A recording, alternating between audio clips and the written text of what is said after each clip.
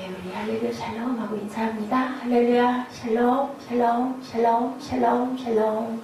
하나님 사랑합니다. 여러분 주 안에서 사랑합니다. 오늘 133편이죠. 예, 우리가 너무 귀하게 잘 외우기로 하는 형제가 연합하여 동거하는 행복, 우리 거기에 대해서 함께 은혜와 말씀을 나눠보도록 합니다. 하나님께서 천지를 창조하시고 좋았더라. 아담과 하와를 만드시고 신을 보기에 좋았더라 라고 그렇게 말씀하셨는데, 딱 한 가지 좋지 않게 여기셨던 것이 사람이 혼자 사는 것을 좋지 않게 여기셨다. 그래서 하와를 만들어 주셨죠. 둘이 함께 사는 걸 보면서 힘이 좋았더라 베리 굿하고 말씀을 하셨어요. 둘이 함께 살았던 동산이 어디예요? 에덴은 기쁨이라는 뜻을 갖고 있습니다. 기쁨이 넘치는 동산에서 살았죠. 예, 우리 교회가 이렇게 기쁨이 넘치는 동산이 되어야 할 줄로 믿습니다. 여러분의 가정이 기쁨의 동산이 되어야 할 줄로 믿습니다. 오늘 말씀에서 원리를 찾아봅니다. 1절 연합하여 동거하라. 보라, 형제가 연합하여 동거하며 어찌기리 선하고 아름다우고. 형제는 하나님의 백성들, 영적인 가족인 교회를 가리키기도 하죠. 혈육의 가족도 여기에 포함됩니다. 연합한다는 것은 하나가 된다는 것, 동거한다는 것은 함께 사는 것, 그죠? 선하다는 말은 좋다라는 뜻이 되죠. 아름답다라는 말은 기쁘다라는 의미를 표현하고 있습니다. 형제가 연합하여 동거하는 것이 너무 좋고 너무 기쁘다고 노래하는 거죠. 그렇게 되기를 노래하는 겁니다. 왜 연합을 하고 동거를 하는 게 좋을까요? 우리가 말씀 따로 드리지 않아도 연합이 좋죠. 함께 있기만 하면 동거하는 거는 그까짓 거 아무것도 아니에요. 그냥 생각 따로 갖고 있으면서 동거하는 건 아무 의미가 없습니다. 제가 해보니까 정말 그래요. 하나님은 영원토록 삼위일체로 완전한 연합을 하고 계신 것처럼 형상대로 우리를 지으셨기 때문에 저희도, 부부도 연합해라, 교회도 하나 되라 라고 말씀을 하시죠. 사람끼리도 연합하여 동거하게 하시고 아담과 하와가 연합하여 에덴 동산에서 동거합니다. 아담이 하와를 보면서 노래를 부르죠. 그대는 내 뼈 중에 뼈요, 내 살 중에 살이다.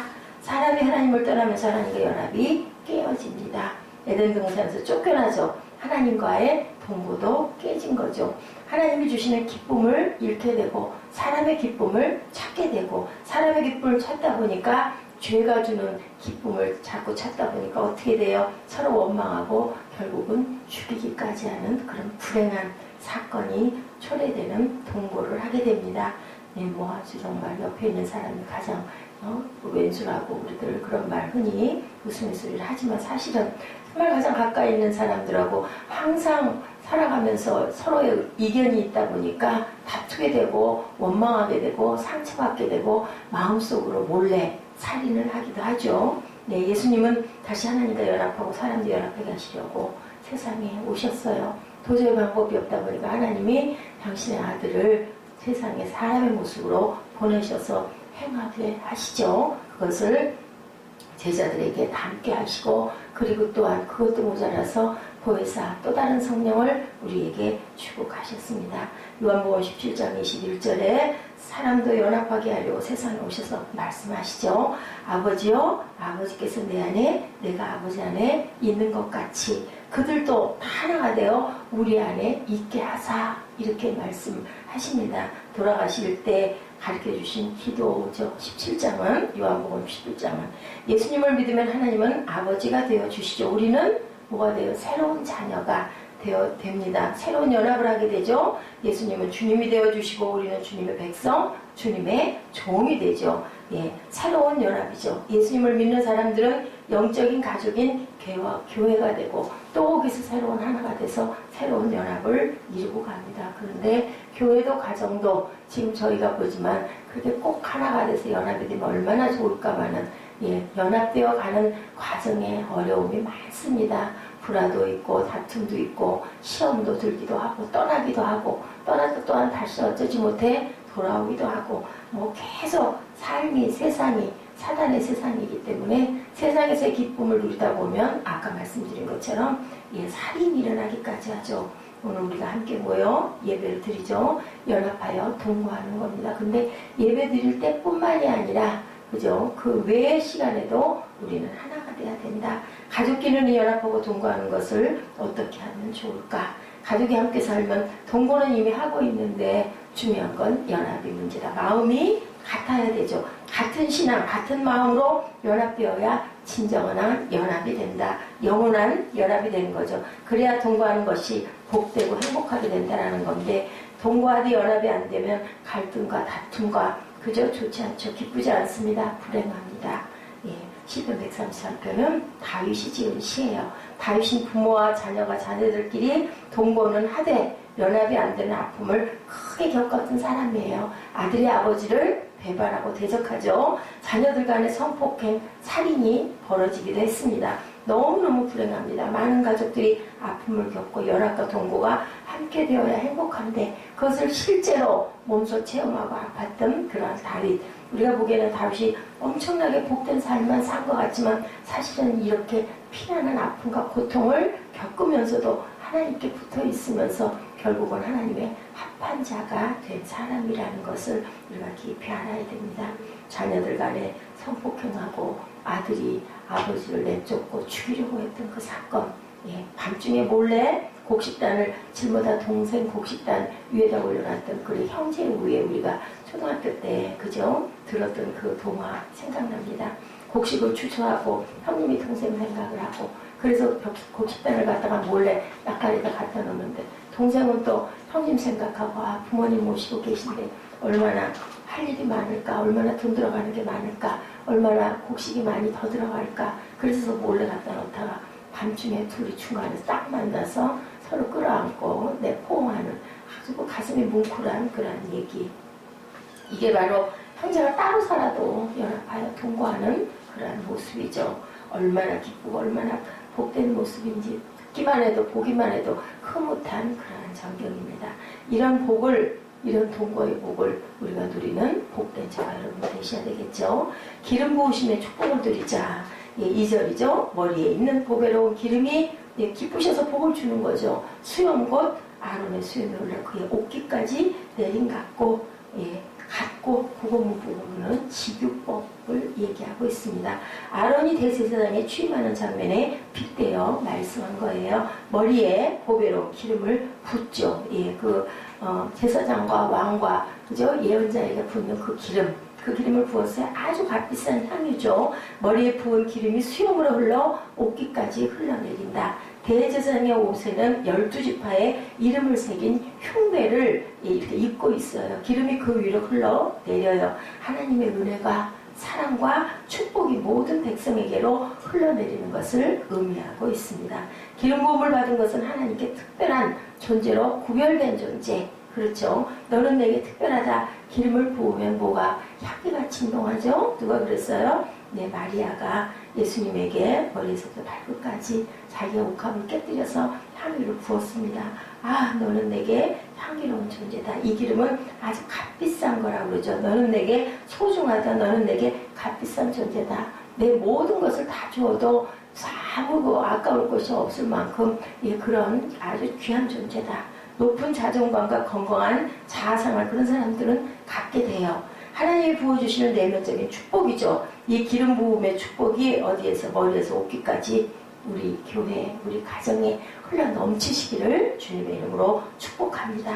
그래서 하나님께서 기뻐 받으시는 가정, 기뻐 받으시는 교회가 되어야 되겠죠. 네, 성도끼리, 가족끼리 또한 우리 교회는, 우리 가족들은 다 하나같이 다 알고 그죠? 다 정말 말하지 않아도 너무너무 잘 아는 그런 가족 얼마나 아름답습니까? 언제 이런 축복을 형제가 연합하여 동거할 때 동거하지 않으면서 연합하지 않으면서 함께 있는 거 참 힘들어요. 정말 불편합니다. 이슬이 내리는 축복을 누리자. 연합하여 동거할 때 주시는 두 번째 복은 3절 헐몬의 이슬이 시온의 산들에 내림 같도다. 헐몬은 산 이름이죠. 이스라엘 북쪽에 만년설이 쌓여있는 높은 산, 거기에서 안개가 흘러내려서 농사가 된다고 해요. 그게 흘러내리지 않으면 전혀 농사가 되지를 않는다고 합니다. 눈 녹은 물이 흘러내려 갈릴리 호수로 요단강으로 사해로 흘러내립니다. 거기서부터 지중해의 습한 바람이 헐몬산의 찬 공기와 부딪혀 이슬이 되어 내리는 거죠. 그 그 이슬이 헐몬산에서 시작하여 시온의 산들에 내리고 여러 산들에 내립니다. 이름을 이슬을 먹으면 생명이 자라죠. 풀이 자라죠. 곡식이 자라고 꽃이 피고 열매가 맺힙니다. 헐몬의 이슬이 시온의 산들에 내려 삶의 축복을 줍니다. 하나님이 이렇게 복을 부어주시는 거죠. 기름 부어의 축복이 내면적인 축복이라면 이슬의 축복은 외적인 축복입니다. 이 축복들, 행복, 내면의 축복, 외적인 축복을 풍성히 누리기를 누구나 다 바라는데 언제? 형제가 연합하여 동거할 때 하나님이 주시는 축복이다. 예, 언제부턴가 이제 할아버지 할머니 이런 분들 다들 현금 지급비들을 다 쓰는 것 같은 모습이다라는 얘기를 해요. 할아버지가 할머니가 주머니가 두둑해야 대접을 받습니다. 가진 게 없으면은요 쳐다보지도 않아요. 특히 어떤 아이들일수록 정말 어린 아이들일수록 그러죠. 그렇기 때문에 우리가 물질로 그죠? 그 아이들의 마음을 살려고 하는 그런 세대가 되어버렸다는 거죠. 민수기 6장 23절에서 27절이죠. 우리들이 너무 즐겨 축복하는 말씀. 너희는 이스라엘 자손을 위하여 이렇게 축복하여 이르되 야훼는 내게 복을 주시고 너를 지키시기를 원하며 야훼는 그 얼굴을 내게로 비추사 은혜 베푸시기를 원하며 야훼는 그 얼굴을 내게로 향하여 드사 평강 주시기를 원하노라 할지니라 하니라. 이 축복이 가장 큰 축복인데 전혀 그런 거 모릅니다. 그죠?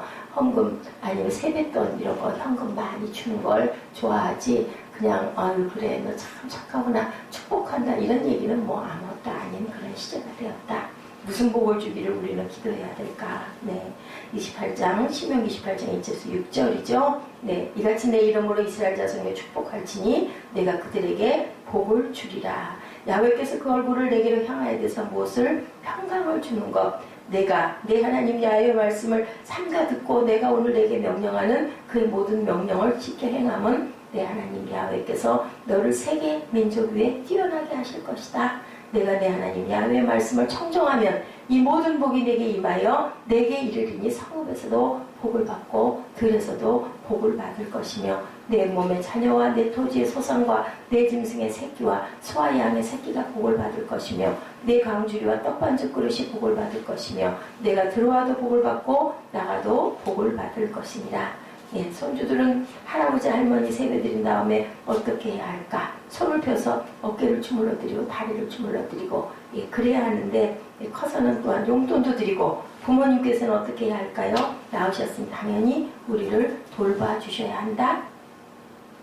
아니죠. 이제는 자녀들이 부모를 돌봐드려야 되겠죠. 그랬을 때 하나님이 28장 말씀처럼 축복을 해주실 것이다. 낳아주시고 키워주시기까지 하니 당연히 순종하고 공경하고 효도해야 된다는 거죠. 5년 10년간은 축복이 아니고 언제까지? 영생의 축복을 주시겠다라고 이렇게 축복하십니다. 영생의 복을 다 함께 누리시는 저와 여러분들 되시기를 주님의 이름으로 축복합니다. 영생의 복이 흘러 넘치는 그러한 각 가정들 되시기를 주님의 이름으로 축복합니다.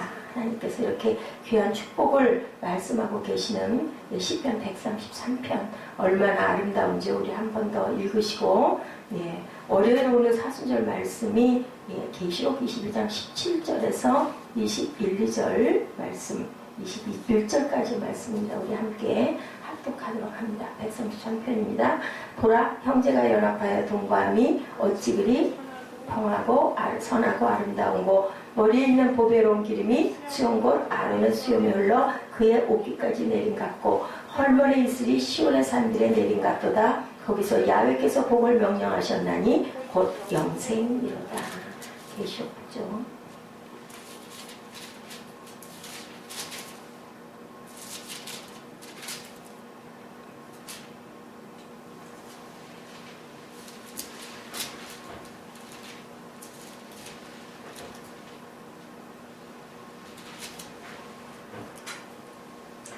계시록 22장 이 말씀이 형제들아 너희는 함께 나를 본받으라. 그리고 너희가 우리를 본받는 것처럼 그와 같이 행하는 자들을 눈여겨보라. 우리의 신일권은 하늘에 제가 장에 안적혀 있어요.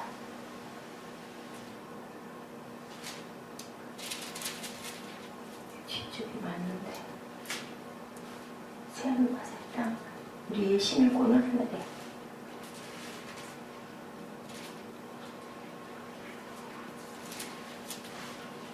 제가 읽을게요. 읽고 나중에 찾아서 보내드릴게요.